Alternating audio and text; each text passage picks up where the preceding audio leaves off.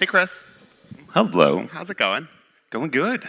For those that don't know, Chris is the head of learning and chief learning officer at Sony Interactive Experience, which is a very cool company. And so before we get into learning and AI and all those really cool pieces, want to share a little bit about SIE?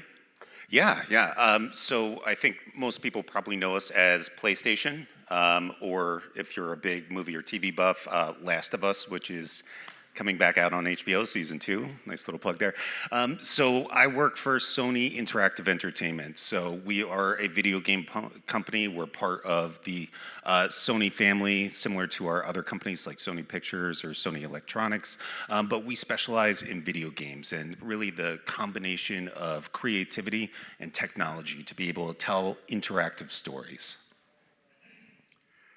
It's probably the coolest company we've worked with. I met Chris 3 years ago, almost 3 years ago now, in New York when you were first joining SIE. And Chris was on a journey to rebrand learning, sort of like change how folks thought about it within the organization. Share a little bit about that rebranding and why you were doing it and how that's gone. Yeah, so when we started setting up our learning and development and talent shop, we wanted to really change the game. And previously, a lot of our learning and development was outsourced to vendors who would come in and do a lot of off-the-shelf stuff. And so before we started building anything, before we started thinking about content, the first thing we wanted to focus on was our brand. And what is it specifically that SIE, that PlayStation wants, right? We have a lot of creatives, the people in our game studios who make these awesome experiences. We have a lot of technologists and engineers. So how do we create something that feels unique and special for them, right? If they go to another generic training, they check out, they don't want to engage with that kind of stuff. So we wanted to start with the brand. So we pulled our team together and really thought about what the organization needs and what we want to hold ourselves accountable for. And that means building out not just a look and feel, but our brand identity, our brand attributes. And so that means what are we and what aren't we, right? And so, for example, we want to be fun, but we don't want to be silly, right? We want to be premium, but we don't want to be luxury. We want to be smart, but we don't want to be academic, right? And building out those brand attributes helped influence everything else that we did. So when we started building content, we could say, is this meeting those attributes? Is it fun? Are we going a little bit too much into the luxury side of things? Are we being too academic with this? And it really helped us as we built all of our leadership development experiences, as we reshaped our LMS, for example, and everything else we do. So it's a great filter. And now people really know our brand, they love our brand, and all of our learning experiences, we have wait lists for all of them because we've developed such a strong brand. It doesn't surprise me at all that, of all places, SIE would care a lot about the brand of learning. I also reflect on one of our early conversations where you were like, the answer are cohorts. And I think even 3 years ago, that felt very sort of cutting edge. I think today we're thinking about like what that next iteration looks like, and we'll talk a little bit about that as well today. For those that don't know, Uplimit, is a platform that allows you to build really efficient learning experiences that also drive meaningful learning. Beyond the like obvious that like they're good experiences, why were you all in on cohorts when we first met? Yeah, so cohorts are incredibly important for us. Our organization can be siloed, and I think a lot of other organizations feel this as well, right? So when we think about learning, there's kind of two different areas that we think about. One is the training aspect of it. How do we teach people? How do we impart those skills or knowledge, that kind of stuff? But the other part is really change management. What does the organization need to do? What direction are we going in? And that's where I think cohort learning really comes together. So part of our experiences, we're very intentional with the organization, and we say everything that we do is for the enterprise. We're not going to do something just for one division or just for another division, because we believe in bringing everyone together to help create relationships. And that's something, especially after COVID, which was very, very challenging, right? People were even more stuck in just their own BU and not getting the opportunities to meet and learn from other parts of the business. And that impacts our business overall, right? Now people have the opportunity to meet other people. They can see the interconnectedness of the organization, and they have those relationships. So we really function as one of the main vehicles for bringing people together in the organization through our learning programs. You have, digging into leadership specifically, you have a very cool vision on leadership and how you're thinking about it, both for that top 100 and then that like next layer of executives, and then how you think about it across the organization. Would you share a little bit about sort of like what leadership looks like at SIE and sort of why that was like one of the first areas you wanted to bet on? Yeah, so when we finished up our brand work and started building out our philosophy around leadership, I think one of the first things we said was leadership is different at different levels, right? This isn't groundbreaking, but let's really say what it is. And being an IC is different from being a first-time people leader.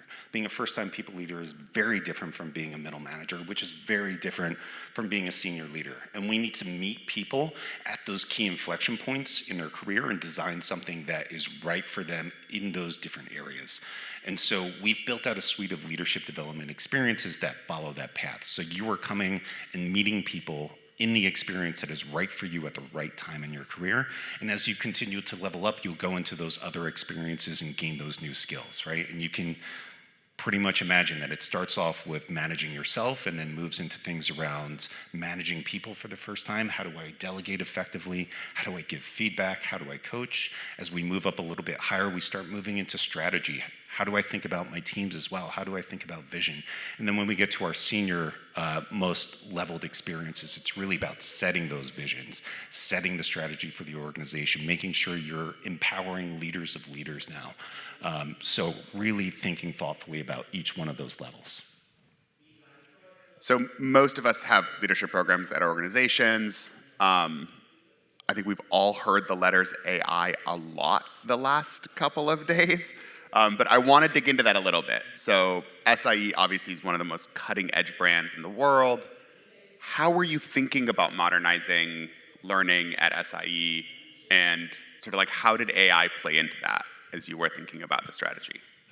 Yeah, so when we are looking at our learning experiences, we're super happy with the content that we have and the experiences that we have. We get great feedback, but one of our big challenges is scalability. How do we meet people in these large populations, right? Manager populations that go into the thousands. Right now, we do cohorts that are, let's say, somewhere between 20 and 30 per facilitator, because we want to create a really great experience. So facilitators will run multiple cohorts, for example, but we're still limited. And at our current pace, it would take us probably about 3 or 4 years to get through the entire population in any one of these courses. So what AI and what Uplimit is allowing us to do is really take that content that we have, that we know works, that really works well, the cohorts that we know and we love, and bring it all together in a way that we can blend it and scale it and reach leaders throughout the organization. And we're fully global, so we have people from Japan to EMEA to the US. We can meet them everywhere, bring them together, and still give them a great experience. So the scale is incredibly important for us. But the other part of it is the ability to apply what they're learning, right? And that's one of the things that we have in our in-person experiences. We can teach feedback, and then we can go into breakouts, we can role play, we can practice, that kind of thing. That's something that you lose a lot of the time when you're doing virtual experiences. Even when you're doing in person, you could be challenged a little bit, right? If you're doing a role play with someone and you're practicing feedback, you know it's not really that real. You know, maybe you don't want to say something uncomfortable with somebody. You're not really practicing that much. But with AI, we can build scenario-based chatbots, right? And so think about ChatGPT voice, for example. So you're basically having a phone call with someone. So like one of the examples that we just rolled out, we call Feedback Dojo, working title, but it's essentially 5 different chatbot scenarios where you have to give feedback. And level 1 is basically someone who's super open to feedback. Maybe they just lack a little bit of self-awareness. You have that conversation with them, you talk to them, hey, I think you could be doing a little bit better in this, I think maybe you're talking over people in the meeting. All that's great. You get to actually practice it, right? And then at the end of it, the system will give you feedback on how you did, things that you could do and improve. From there, you move to level 2, it gets progressively challenging, right? Level 3, level 4, level 5, which is our boss battle. And that boss battle is someone who maybe has very low emotional maturity, very defensive, and it's going to be a very difficult conversation, right? And that's something that we often don't get in those role plays, that real challenge, really putting you through the meat grinder. And having some of those awkward moments. One of the weirdest experiences I ever had as a leader was I had an HRBP come tell me that someone on my team wasn't washing their hands after they went to the bathroom. Super awkward. Not at SIE. I want to stress that. But that's not the kind of stuff that we practice in feedback role plays, right? We think about the SBI model. We think about like, hey, you're not speaking up in meetings, you're doing that. But there's a lot of awkward human moments that leaders have to engage with sometimes, and we can set those things up. So in this kind of situation, we have that actual practice. We have you getting the feedback on your ability to give feedback. And then at the end of all of that, we've set up a couple of basic prompts so that you can put in a real life scenario that you want to practice on. So if you have performance feedback coming up and you know it's going to be a difficult conversation, you can answer a couple of questions and we'll set up a personalized scenario for you so that you can practice it and build your confidence and know what you're going to say before you go into that performance conversation. So did you have a conversation with somebody about washing their hands? Another adult? Yes. Yeah. Okay, talking about these sort of like real life role plays, we've all heard about this concept of like learning in the flow of work, and I think we've been trying to figure out like exactly what does that mean. And what you're doing with the example that you just shared is like moving towards that. How will you push these out? When will you push them out? Is it seasonal? Is it? So I know you've shared a little bit about like around performance review. Like when will you push these? So right now we're doing a lot of experimentations, right? I think there's obviously things that are just in time, and so feedback is a great example of that. We're a very nice organization, and we want people to really practice being able to give feedback all the time, and so that will be out there for people to practice, but we'll make sure to really push and market when we get into those performance cycles, or what we call quarterly achievement check-ins, where every quarter we do a short kind of performance cycle just to check in to see how you're doing. Just-in-time kind of stuff. We're going to do other experiments around coaching, around delegation, around situational leadership as well. And we're trying to find what works and make sure that we're working with people in the flow of work, right? So as you're having those challenges in your day-to-day, how can we meet you at that right time so that you don't have to go searching for it? And that's where I think as AI continues to improve, we'll be able to find those right times and send you the nudge to know that this is when you should be practicing feedback. This is when maybe you need a little extra help in your coaching abilities. One thing that's become very clear in the theme of this conference from many of the other chief learning officers or heads of learning that we've been talking to is sort of where we've moved away from sort of just excitement around AI to like reality of like applying some of these AI tools. And teams are varied in their acceptance, eagerness, and maybe resistance to some of the tooling that's coming out. How are you addressing this? How are you bringing teams along? And how do you recommend other learning leaders sort of drive the transformation in a way that feels safe and comfortable for folks? Yeah, it's a big change, right? It's a big change. And I think AI is scaring a lot of people with what it means for the future of work, what it means for our jobs. And I don't think that's any different with learning and development. We like to think of it two ways. One is experiments. We're trying things right now, right? Just saying that word experiments takes some of the pressure off of it. Now we're just going to test, we're going to see what works. And the other big part of it is co-design. So this is a new tool that you can play with like any other tool in your facilitator or L&D toolbox, right? Again, we want to take the pressure off of it. That being said, as we start to roll this out and people play with it, they start uncovering ways that it improves their own work. So coordinators are on our team that need to manage multiple emails or tons of different calendar invites over the course of month-long experiences. Like with tools like this, that work drops significantly. The amount of time that they need to spend on it really, really declines, and they can start working on things that they are passionate about, right? Maybe doing more instructional design or stuff like that. So once they get in there, once they start playing with it, once we've taken the pressure off of it, we start to see that they come on board with it and co-design with us. Are you thinking about like this evolution of the learning team and what it looks like in the future? And instructional design is like a part of it, and there'll be efficiencies that come, but like, if you were a betting person, and I didn't give Chris a warning that I was going to ask this question, but like, what are the skills that you'll have your team learn over the next year, 2 years that are different than the things that they've been doing over the past 3 years? So we're a very small team, and everyone has to wear a lot of different hats right now. And so, we all need to take part in some level of coordination, of program management, of instructional design, of facilitation.